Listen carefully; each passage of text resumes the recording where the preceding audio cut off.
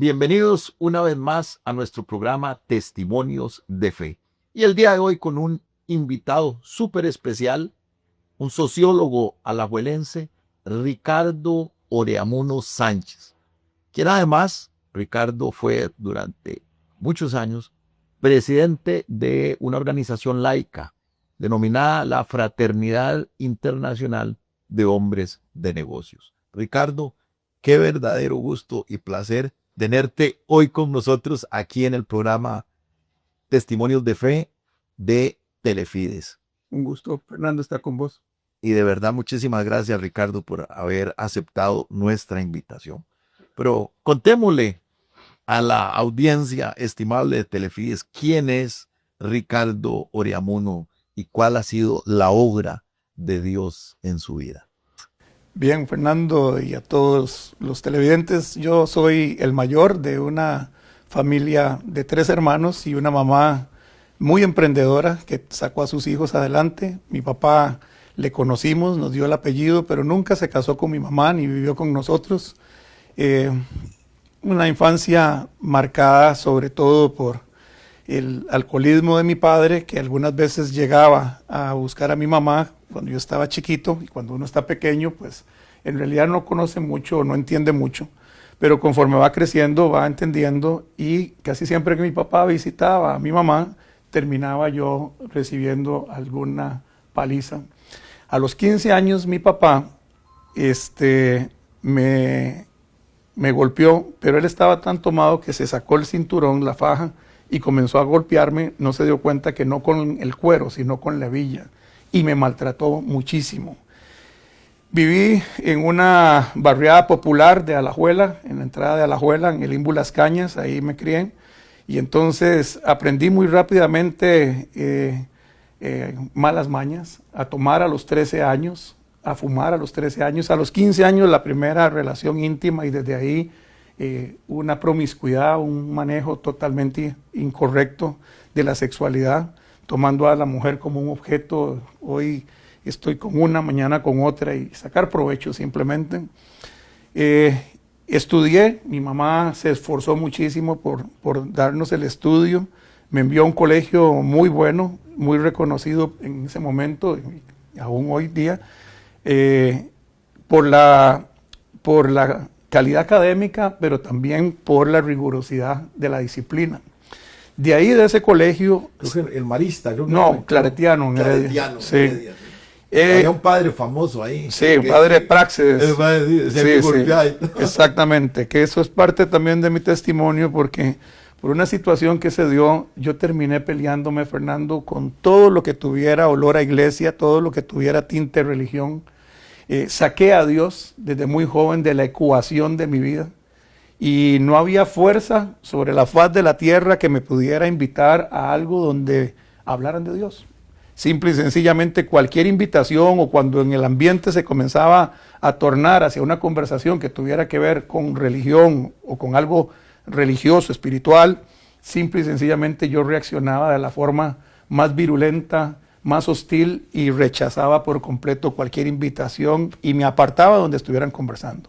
Pero no solamente era un ateo, digamos, pasivo, yo no creo y punto, no, sino que me gustaba discutir con las personas con argumentos porque yo creía que la religión era la mayor estafa de la humanidad, la mayor mentira que se había dado. Y eres un ateo agresivo. Agresivo, sumamente agresivo. Entonces, ¿cómo termina un ateo agresivo que no quiere saber nada de Dios? De hecho, yo tengo un cuento, ¿verdad? Una historia, digamos, una anécdota. Una vez con mi esposa estamos en una finca y hay un grupo de parejas jóvenes, estábamos todos ahí, cuando comenzaron a decir las muchachas, ay, qué especial que es Jesús, Jesús para acá, Jesús para allá. Y de un momento a otro yo me incomodé y agarré a mi esposa y le jalé la mano muy fuerte. Me dice, ¿qué te pasa, loco? Vámonos de aquí para allá, porque estos cristianitos ahí, que Jesús para arriba, Jesús para abajo. Y me dice mi esposa, no seas bruto. Están hablando de Jesús Campos, que es el dueño de la finca, que puso todo, que qué especial que era. A ese nivel yo no podía soportar escuchar nada que tuviera que ver con Dios. ¿Y cómo llego? Para colmo de males, entro a la universidad y a la Facultad de Ciencias Sociales, a la Escuela de Sociología y Antropología, Y en los primeros días veo un rótulo, un graffiti en una pared que decía, la religión es el opio del pueblo. Frase marxista por excelencia. Y yo dije, eso es cierto. Y hice del estudio del intelecto como mi Dios. Ahí en la universidad conocí a Tatiana. Y Tati, a los 3 meses de estar juntos, me dice, creo que estoy embarazada.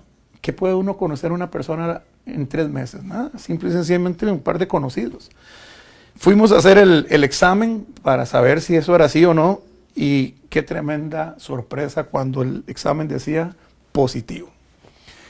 Yo me había jurado y perjurado desde jovencito, como te decía y como les decía a los televidentes, que ese odio, ese resentimiento, esa raíz de amargura contra mi padre, yo dije, yo voy a ser diferente. El día que yo sepa que voy a ser papá, yo nunca voy a ser igual que él.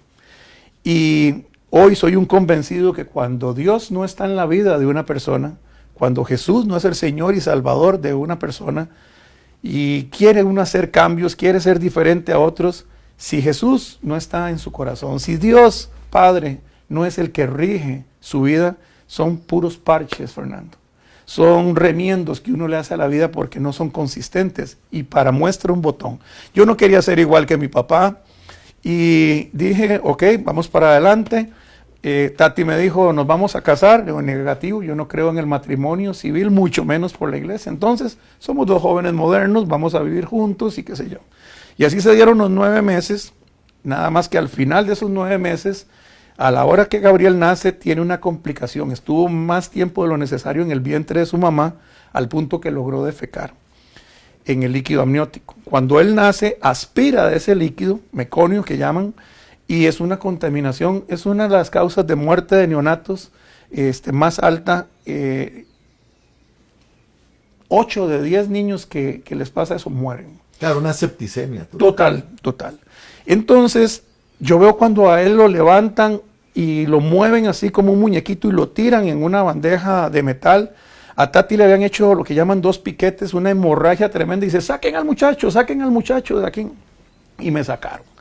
Y yo afuera estaba y siempre fui muy violento, muy agresivo, tremendamente violento, de haber ido a la cárcel varias veces con los puños multados y lesiones culposas y todo ese tipo de cosas que se tienen por ahí. Y una persona violenta e impaciente es la combinación perfecta para un desastre. Y así fue esa noche.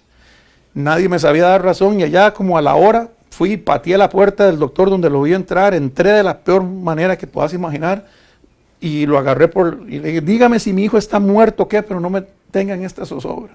Y me dijo, cálmese, póngase esa bata y venga conmigo. Y entramos a una sala de cuidados intensivos y al final de ese salón había un niño respirando agitadamente, claramente se veía que se estaba aferrando a la vida, luchando contra la muerte. Y el señor, el doctor a mi lado, me vuelve a ver a mí y me dice, señor, este es su hijo, pobre de él, no sabe el padre que le espera. Y dio media vuelta y se fue. Toda mi vida diciendo, yo no quiero ser igual que mi papá, y un hombre que yo no conocía sentencia una frase que si yo soy honesto conmigo mismo y con los demás, ese hombre tenía toda la razón. Pobre de ese niño, pobre de esa muchacha que estaba recién de dar a luz, pobre de mi mamá, de mis hermanos, de mi papá, aunque no tenía ningún contacto ni relación con él, porque Fernando a los 21 años, antes de tener a Gabriel, en la casa de mi abuela se presentó una situación, él me dijo algo y yo dije, fue completamente una desgracia para él y para mí. Mi padre pasó a ser la persona que más odiaba, que más aborrecía sobre la faz de la tierra. Estoy saliendo de esa sala de cuidados intensivos, con todo, tratando de procesar todo lo que estaba pasando, y hay una ermita, una capilla.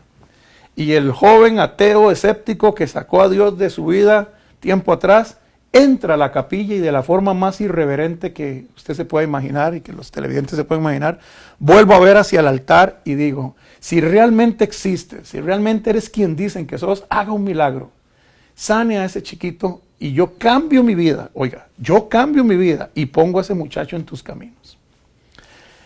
Al tercer día de estar Gabriel en cuidados intensivos, el doctor nos llama y nos dice, mire, si ustedes creen en un milagro, vengan para que vean un milagro. Lo primero que hacen en ese procedimiento es poner una sonda directo a los pulmones para drenarlos. Y esa sonda saca líquido completamente oscuro, como si fuera barro, lodo. Al tercer día, la baba que salía de Gabriel era transparente, clarita como la de cualquier bebé. El Señor había hecho el milagro. 5 días después de que de todo esto pasó, nos dan a Gabriel y ya lo traemos para la casa. ¿Qué se supone que había que hacer? Cumplir. Dios hizo su parte, ahora me tocaba a mí cambiar y poner a ese muchacho en sus caminos. ¿Crees que lo hice, Fernando? Para nada. A la semana estaba más loco, más perdido, más enfiestado, más metido en el ambiente en el que estaba y quizás más profundo. Al punto que fueron 3 años de muerte, de desolación para Tatiana, para Gabriel, una vida llena de maltrato, de violencia intrafamiliar, de ser un agresor verbal, psicológico, hasta que llegó un día fatídico cuando Gabriel ya tenía 3 años, que nunca me imaginé que iba a pasar esa línea de la agresión verbal, psicológica, a ser un agresor físico. Y tomar a Tatiana una noche que venía de tragos y de fiesta, y pegarla contra la pared, casi ahorcarla, y ella comenzó a gritar, Señor, ayúdame, Señor, protégeme. Y yo de la forma más violenta levanté mi puño, ¿a dónde está tu Dios que yo no lo veo? El Dios que había sanado a Gabriel 3 años atrás. Pero Dios estaba ahí, porque a mí me temblaba el puño, no pude tirar el golpe, llegó la policía y salí. Eran otros tiempos, 1996, no estaba la ley de violencia intrafamiliar, los policías, uno subió, el otro bajó, y yo les dije, miren, para que vean que yo estoy en un buen plan, me voy a poner a caminar. El policía subió, y yo le dije, aquí no ha pasado nada, me quedé descaro, pero claro que había pasado. Había una mujer que estaba con su bata rasgada, pero no solamente su bata, su vida, sus sueños, sus anhelos, su familia, todo como mujer, y un niño de 3 años que brincaba como un conejo de miedo. Él se despertó, papi, no le pegues a mami, decía, viendo a la figura que le tiene que dar protección, cobertura, amor, haciendo todo lo contrario. Así, Fernando, me fui ese día a la casa de mi madre. Al día siguiente, la ruta que yo conocía para despejar mis problemas, licor, fiesta, amigos, cantina, y por la noche discoteca, luces, mujeres, y estaba en esa discoteca y sentí que me ahogaba. Al día siguiente de haber hecho semejante cosa, salgo de la discoteca a tomar aire y estando fuera de esa discoteca escucho una voz que dice, mátese, si no servís para nada. Mate a Tatiana, mate a Gabriel y se suicida. Y así termina todo. Y esa voz tomó posesión de mis pensamientos, de mi voluntad, y cuando me di cuenta venía de la discoteca hacia el apartamento donde vivíamos, y a tan solo 100 metros de llegar a ejecutar esa orden de muerte que ya iba compenetrada en mi ser, Fernando. Yo entiendo perfectamente bien cuando veo personas o escucho a personas que dicen, yo escuché esa voz, mátese. Yo sé lo que es y realmente es algo que no se lo desea uno a nadie, ni al peor enemigo. Toma control total. Yo estoy a 100 metros de ir a ejecutar esa orden de muerte y se da un de repente de Dios. ¿A qué me refiero? Tenía un amigo de trago, de nightclub, de discotecas, de parranda, que fuimos durante toda la juventud amigos de andar en cantinas, en bares, con mujeres. Y este muchacho, Francisco Rodríguez, chico, conoció de la Fraternidad Internacional de Hombres de Negocios del Evangelio Completo, lo invitaron a una reunión. Y comenzó a asistir varios días y andaba fascinado y quería invitarnos a todos y a mí no fue la excepción y lo rechacé durante todo un mes. Y le dije, si me volvés a hablar de esa tal fraternidad, vamos a perder la amistad que tenemos. Un poco para que la audiencia entienda, la fraternidad es un ministerio laico en donde básicamente hombres van y dan testimonio de cómo, algo similar a lo que estamos haciendo hoy, testimonio de cómo Cristo y su relación con Dios de esa persona cambia una vida de derrota, una vida de oscuridad y de tragedia a una vida diferente, una vida en victoria. Entonces ahí van, se comparte un almuerzo o una cena, dependiendo de la actividad que sea, y ahí el hombre da y cuenta testimonio de cómo era su vida antes de la relación con Dios y cómo ha sido su vida. Un poco para Totalmente. que No, y sereno para que el televidente. y era importantísimo explicarlo y detallar que estas reuniones en lugares públicos, en una cafetería, en un hotel, bueno. El asunto es que él nos invitaba y yo lo rechacé y la última vez hasta lo insulté, le menté la madre al pobre y le dije un montón de cosas feas. Y él me dijo, yo sé que un día me vas a acompañar. Y yo le dije, váyase para... Y otra mala palabra. Él me contó que ese día él tomó una decisión, no volverme a hablar a mí de Dios, sino comenzarle a hablar a Dios de mí. Y yo le pregunté, ¿y usted qué le decía? Yo le decía, Señor, tráigase malamansado, tráigalo. Y Dios lo escuchó, porque un mes y medio de que lo rechacé por última vez, en esa esquina, a 100 metros de ir a matar a mi familia y suicidarme, se me viene el rostro de Chico, feliz, sonriente, y yo me sacudía la cabeza, yo no estoy pensando en él, seguía ese rostro de él ahí, y yo hoy estoy seguro, no sé cómo, pero sí sé quién, Dios, usó a mi amigo Francisco como una tabla de salvación, como un salvavidas que le tiran a alguien que está ahogándose en un naufragio. Y en lugar de caminar 100 metros, terminé como 3 kilómetros llegando a la casa de Chico, 3:30 de la mañana, tocar la puerta, alguien que te insultó, que te maltrató la última vez que lo vistes, pudo haber tirado la puerta en la cara, no, la abrió, salió, yo no pude decir nada, me abrazó y en el oído me dijo, tranquilo, man, yo sé que Dios tiene algo bueno para usted. Y no me mintió Fernando, Dios tenía algo buenísimo. Porque al final de cuentas la plataforma que Dios usó fue la fraternidad, pero en realidad lo mejor de lo mejor que había para mi vida era conocer al Señor Jesucristo, que ya lógicamente había oído hablar de Él desde niño por la tradición y demás, pero me refiero a una relación íntima y personal con el Hijo de Dios. Ese que de tal manera amó Dios al mundo, que lo dio a su único Hijo para que todo aquel que crea en Él no se pierda, mas tenga vida eterna. Eso sucedió en mi vida. ¿Cómo fue? El hombre me lleva a la primera reunión. Yo voy con un checklist en mi mente. Si hay música de iglesia, me devuelvo. Si hay prédicas, sermones, si esto, si lo otro. Y una serie de cosas ahí, llevaba un checklist, me devuelvo. No encontré nada de eso. Un ambiente agradable. 70 hombres entrando a un hotel, al hotel Herradura en Belén. Y la noche fue sumamente agradable. En la entrada un hombre estaba saludando, conocía el nombre de todas las personas. Hola Juan, ¿cómo estás? Y de los que no, ¿qué tal? ¿Venís por primera vez? Cuando yo llego frente al tipo, yo, qué impresionante. Me dice, ¿venís por primera vez? Igual. Y le digo, sí. Yo no me quedé con la duda y le dije, ¿cómo sabe? Y me dice, con solo verle la cara, me dijo. Yo sé que no fue un piropo, no fue un cumplido. Mi cara lo decía todo. Muerte. Completamente. Aunque uno quiere disimular. Muerte espiritual. Total. Aunque uno quiere dar a entender que estás súper bien y todo, pero en el fondo estás muerto en vida. Y ese día un hombre dio testimonio, me animó y yo me vine de ahí. No te puedo decir que ese primer día fuera algo, pero a la tercera reunión un hombre llegó y dio testimonio. Y desde que inició hasta que terminó, yo me identifiqué con él. Comenzando, dijo, yo era un hombre ateo.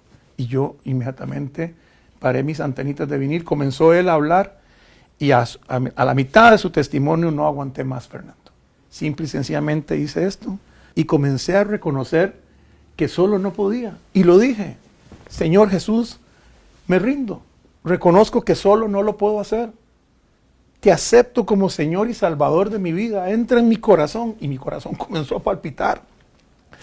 No era una taquicardia, pero era algo como que estaba vibrando y de repente explotó y yo sentí cómo caía como una coraza de piedra de mi corazón.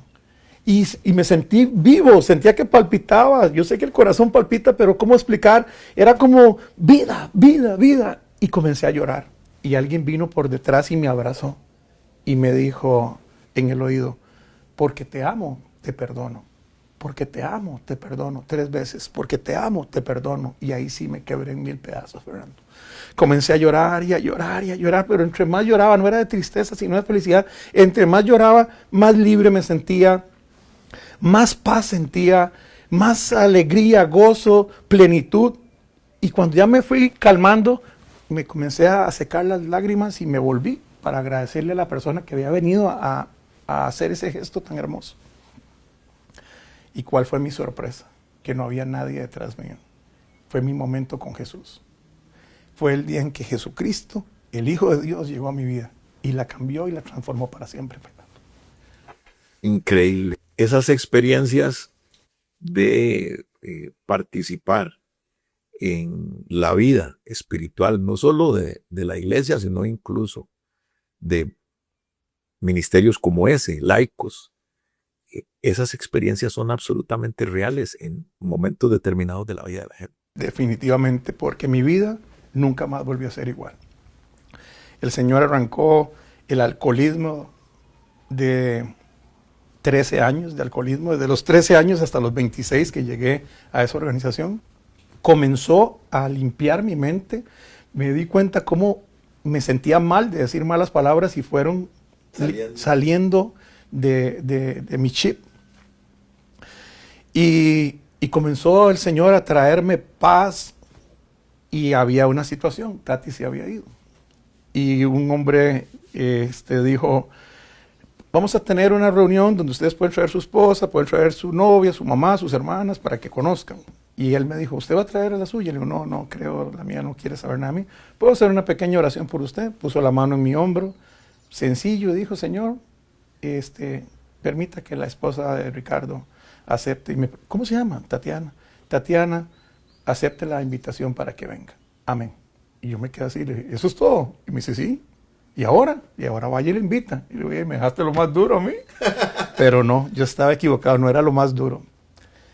Lo más duro era cómo tocar un corazón que estaba dañado, lastimado, dolido. Y el primer milagro fue que me recibiera la llamada. El segundo, que aceptara hablar conmigo. Nos reunimos en un lugar. Lo tercero, que aceptara ir a la reunión. Y el cuarto y el máximo de los milagros, que aceptara a Jesucristo en esa reunión como Señor y Salvador y me perdonara. Increíble. Bueno, porque lamentablemente ya se nos fue el tiempo. Pero es increíble. Ve que en todo este rato del programa apenas lograste, apenas te dio tiempo de comentar, que es algo que a mí me pasa también cuando he dado testimonio, de comentar cómo conociste al Señor, nada más. De ahí en fuera, el montón de maravillas y de situaciones, no solo maravillas. El camino del Señor no es un camino, es un camino de valientes, como se dice. Y bueno, ya tal vez para otra ocasión. Solo quiero contarte algo, Fernando. Después, nada más señalar que seguiste en eso y fuiste por muchos años presidente. Tal vez cerramos con ese aspecto. No, quiero cerrar con un aspecto que creo que es más importante y ese podemos conversarlo otro día. Un hombre llega, da testimonio y dice que odió a su padre por años, pero que lo perdonó. Y yo lo escuché y yo dije, no, yo eso no lo puedo hacer. Pero quedó una semilla sembrada en mi corazón, al punto que ya no podía, pasaron semanas y dije, no, yo tengo que ir a buscar a mi papá. Y fui y lo busqué. Y fue difícil el primer momento, hasta gritó, ¿qué? Y le digo, papá, que vengo a pedirle perdón. Y él salió. ¿Qué? Que vengo a pedirle perdón, papá. Y él le dio llave al portón. Y yo digo que cuando él le dio llave al portón, estaba abriendo también los corazones.